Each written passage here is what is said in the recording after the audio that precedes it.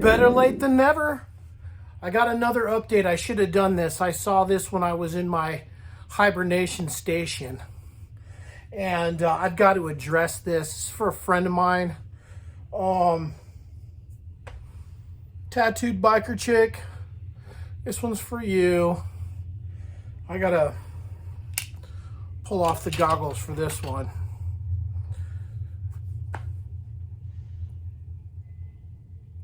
I'm so sorry for your loss.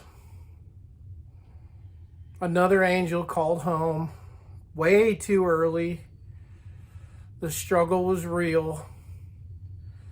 I'd lost my band members to exposure. I've lost my band members to heroin addiction.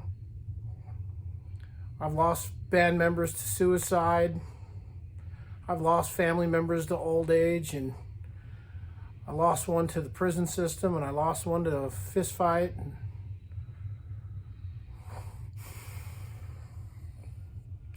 This was heavy on my heart for a lot of times.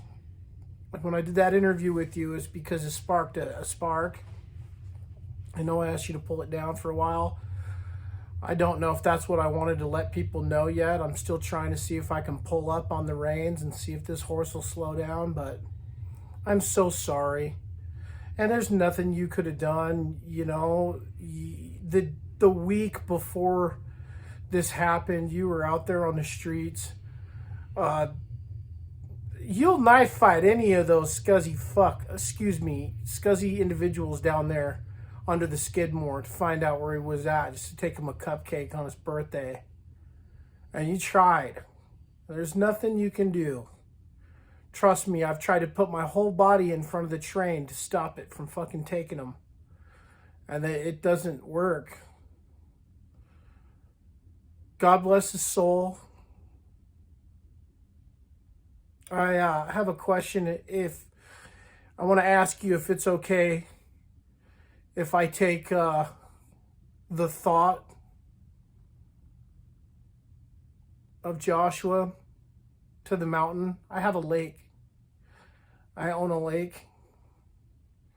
I'd like to take him there and just toss a rock in the pond. It's where I take all my musicians that I lost. It's Granddaddy's lake. But I go up there and I sit under the trees and play the guitar and sing to the lake so my fallen brothers and sisters can hang out with us musicians that are still here. I'm so sorry.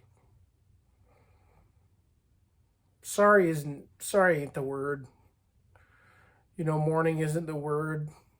I understand exactly how it feels. And I know exactly how it feels to be on that side too. I could only imagine. I'm waiting for you to release the information that you get from the autopsy report, exposure or otherwise. It's all I can do as a fellow traveler, YouTube personality, motorcycle junkie, fall apart. I just want you to know that I've lost a lot of good musician friends, a lot of artists, a lot of painters. And just as hard as they make that beautiful art and that beautiful personality is how hard they fight against what's going on. And when you're sitting in a world of people that can't walk between the walls and understand, is how fast we lose them. And it's a great loss to the whole community of artists and musicians. It's a great loss to us to let our brothers and sisters wander.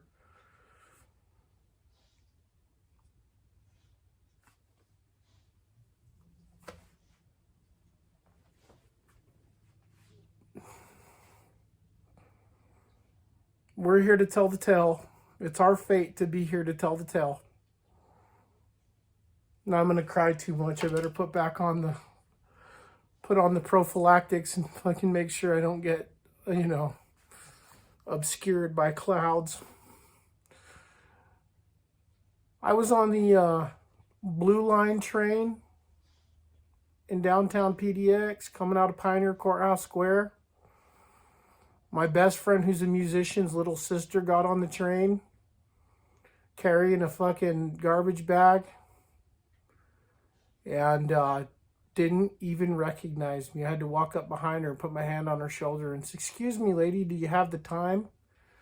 She spun around and realized who I was, and all she wanted was a hug. They found her a couple days later over there in the, what is it, the Chinatown? Old Town, Chinatown. Exits on the left. Portland, Esquimierda. Well, I just hold it together. Our fate is to tell the story. And I'd like your permission to take him up to the lake and jam a couple songs and let him see where all the rest of my buddies are hanging out at the campfire. If that's all right with you. You matter. You're special. You're important. And you have a purpose. Oh my gosh. The dogs are upset. I must have said something wrong. Stay up. I love you guys.